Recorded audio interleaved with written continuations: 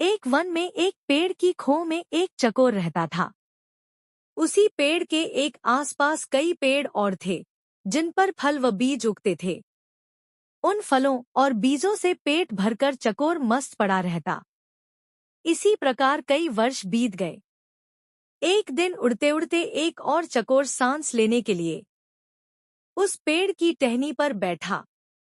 दोनों में बातें हुईं।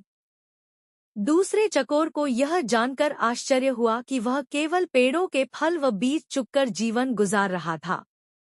दूसरे चकोर ने उसे बताया, भई, दुनिया में खाने के लिए केवल फल और बीज ही नहीं होते और भी कई स्वादिष्ट चीजें हैं। उन्हें भी खाना चाहिए। खेतों में उगने वाले अनाज तो बेजोड़ होते हैं। कभी अपने खाने का स्वाद बदल कर तो देखो। दूसरे चकोर के उड़ने के बाद वह चकोर सोच में पड़ गया। उसने फैसला किया कि कल ही वह दूर नजर आने वाले खेतों की ओर जाएगा और उस अनाज नाम की चीज का स्वाद चखकर देखेगा। दूसरे दिन चकोर उड़कर एक खेत के पास उतरा। खेत में धान की फसल उगी थी। चकोर ने कोंपलें खाईं। उसे वह अति स्वादिष्ट लगी। उस दिन के भोजन में उसे इतना आनंद आया कि खाकर तृप्त होकर वहीं आंखें मूंद कर सो गया। इसके बाद भी वह वहीं पड़ा रहा। रोज खाता पीता और सो जाता। 6-7 दिन बाद उसे सुध आई कि घर लौटना चाहिए। इस बीच एक खरगोश घर की तलाश में घूम रहा था। उस इलाके में जमीन के नीचे पानी भरने के कारण उसका बिल नष्ट हो गया था। वह उसी चकोर वाले पेड़ के पास आया और उसे खाली पाकर उसने उस पर अधिकार जमा लिया और वहां रहने लग गया। जब चकोर वापस लौटा तो उसने पाया कि उसके घर पर तो किसी और का कब्जा हो गया है। चकोर क्रोधित होकर बोला, ए भाई, तू कौन है और मेरे घर में क्या कर रहा है? खरगोश ने दांत दिखाकर कहा, मैं इस घर का मालिक हूँ। मैं 7 दिन से यहाँ रह रहा हूँ। यह घर मेरा है। चकोर गुस्से से फट पड़ा, 7 दिन? भैये, मैं इस खोह में कई वर्षों से रह रहा हूँ। किसी भी आसपास के पंछी या चौपाए से पूछ ले। खरगोश चकोर की बात काटता हुआ बोला, सीधी सी बात है। मैं यहाँ आया। यह खोह खाली पड़ी थी और मैं यहाँ बस गया। मैं क्यों अब पड़ोसियों से पूछता फिरूं? चकोर गुस्से में बोला, वाह! कोई घर खाली मिले तो क्या इसका यह मतलब हुआ कि उसमें कोई नहीं रहता? मैं आखिरी बार कह रहा हूँ कि शराफत से मेरा घर खाली कर दे वरना डॉट। खरगोश ने भी उसे ललकारा, वरना तू क्या कर लेगा? यह घर मेरा है। तुझे जो करना है कर ले। चकोर सहम गया। वह मदद और न्याय की फरियाद लेकर पड़ोसी जानवरों के पास गया। सबने दिखावे की हूँ की, परंतु ठोस रूप से कोई सहायता करने सामने नहीं आया। एक बूढ़े पड़ोसी ने कहा, ज्यादा झगड़ा बढ़ाना ठीक नहीं होगा। तुम दोनों आपस में कोई समझौता कर लो। पर समझौते की कोई सूरत नजर नहीं आ रही थी, क्योंकि खरगोश किसी शर्त पर खो छोड़ने को तैयार नहीं था। अंत में लोमड़ी ने उन्हें सलाह दी, तुम दोनों किसी ज्ञानी ध्यानी को पंच बनाकर अपने झगड़े का फैसला उससे करवाओ। दोनों को यह सुझाव पसंद आया।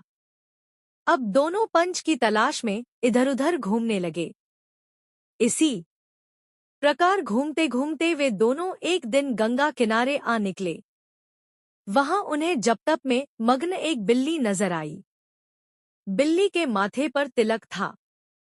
गले में जनेऊ और हाथ में माला लिए मृगछाल पर बैठी वह पूरी तपस्विनी लग रही थी। उसे देखकर चकोर व खरगोश खुशी से उछल पड़े। उन्हें भला इससे अच्छा ज्ञानी ध्यानी कहाँ मिलेगा? खरगोश ने कहा, चकोर जी, क्यों न हम इससे अपने झगड़े का फैसला करवाएं? चकोर पर भी बिल्ली का अच्छा प्रभाव पड़ा था, पर वह जरा घबराया हुआ था। चकोर बोला, मुझे कोई आपत्ति नहीं है, पर हमें जरा सावधान रहना चाहिए। खरगोश पर तो बिल्ली का जादू चल गया था। उसने कहा, अरे नहीं, देखते नहीं हो, यह बिल्ली सांसारिक मोहमाया त्याग कर तपस्विनी बन गई है। सच्चाई तो यह थी कि बिल्ली उन जैसे मूर्ख जीवों को फांसने के लिए ही भक्ति का नाटक कर रही थी। फिर चकोर और खरगोश पर और प्रभाव डालने के लिए वह जोर जोर से मंत्र पढ़ने लगी।